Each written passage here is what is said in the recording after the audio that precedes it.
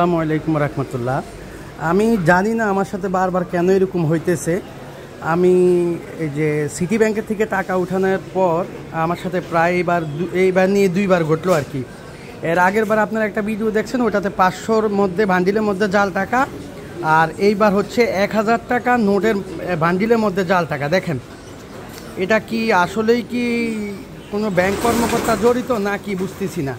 এই একটা জাল নোট, তাও একদম পুরা মাঝখানের মধ্যে ঢুকিয়ে দিছি।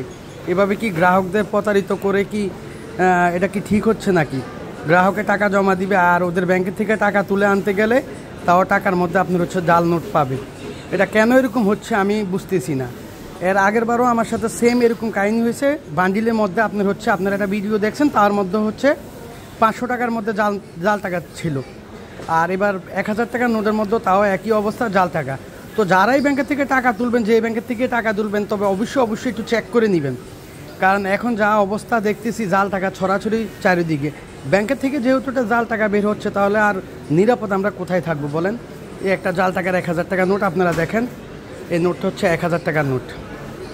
তো দেখি আমি এখন ব্যাংকে নিয়ে যাব, ব্যাংকের ম্যানেজার কি বলে দেখি।